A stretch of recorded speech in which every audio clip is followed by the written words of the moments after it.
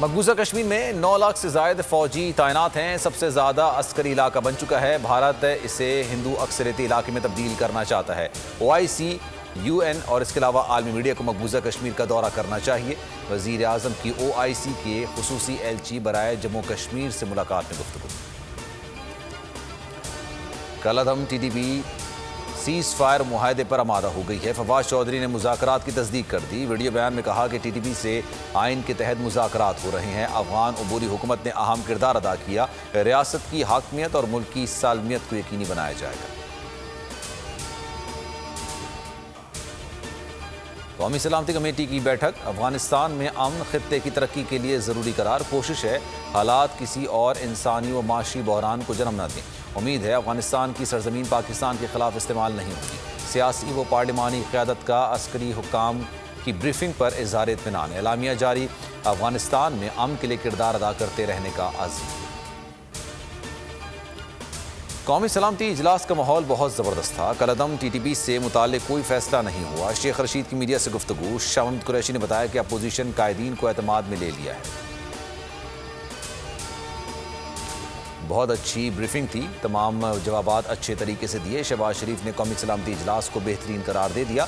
کل عدم TTP سے متعلق سوال کا جواب دینے سے انکار۔ بلاول بھٹو زرداری نے کہا قومی قیادت کے مشترکہ فیصلوں سے بہتری آئے گی۔ تحریک لبیک نے وزیر آباد دھرنا ختم کر دیا۔ تمام کارکن لاہور جائیں گے۔ خادم حسین رضوی کے عرس میں شرکت کریں گے۔ دوسری جانب پنجاب حکومت کا بڑا فیصلہ۔ محکمہ داخلہ نے انصار الاسلام پر پابندی لگانے کا ریفرنس کابینہ سے واپس منگوا لیا۔ حکومت مخالف تحریک میں تیزی۔ مسلم لیگ نون نے حکمت عملی تیار کر لی۔ لاہور میں مارچ کی ذمہ داری حمزہ شہباز کو دے دی گئی، جبکہ حمزہ شہباز اور مریم نواز ملکی سطح پر حکومت کے خلاف جارحانہ رول ادا کریں گے۔ ڈسکہ ضمنی الیکشن شفاف نہیں تھا۔ انتظامیہ دھاندلی کرانے پوری طرح ملوث رہی۔ پریزائڈنگ آفیسر پولیس نے لاپتہ کیے۔ خاتون آفیسر کو ہراساں بھی کیا گیا۔ الیکشن کمیشن نے تحقیقاتی رپورٹ جاری کر دی۔ کوتاہی کے مرتکب ڈسٹرکٹ ریٹرننگ آفیسر اور ریٹرننگ آفیسر کو OSD بنایا گیا۔ منافع خوری اور ذخیرہ اندوزی برداشت نہیں، سخت کارروائی کی جائے گی۔ وزیر اعظم عمران خان کا چینی کا تمام ذخیرہ مارکیٹ میں لانے کا حکم۔ کہا کہ غریب پر بوجھ کم کرنے کے لیے اقدامات کر رہے ہیں۔ سندھ میں شوگر ملوں کی بندشوں سے قیمتیں بڑھی۔ 15 نومبر تک جو شوگر مل نہیں چلے گی قانون حرکت میں آئے گا۔ حماد اظہر کی وارننگ۔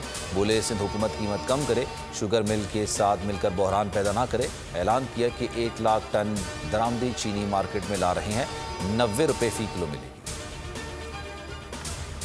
پاکستان کینیڈا سے دو طرفہ روابط کا خواہاں ہے۔ افغانستان میں انسانی بحران سے بچنے کے لیے عالمی توجہ کی ضرورت ہے۔ آرمی چیف کی کینیڈا کی نائب وزیر خارجہ سے ملاقات میں گفتگو۔ لیفٹیننٹ جنرل ندیم امجد نے کراچی کور کی کمان لیفٹیننٹ جنرل محمد سعید کے حوالے کر دی۔ اور پاکستان کرکٹ کی بڑی کامیابی۔ آسٹریلیا کی ٹیم 24 سال بعد آئندہ سال مارچ میں پاکستان کا دورہ کرے گی۔ 3 ٹیسٹ، 3 ون ڈے اور 1 T20 شامل ہے۔ چیئرمین PCB رمیز راجہ نے مہمان ٹیم کو خوش آمدید کہا۔ بولے سیریز کے انعقاد پر ذاتی طور پر بہت خوش ہوں۔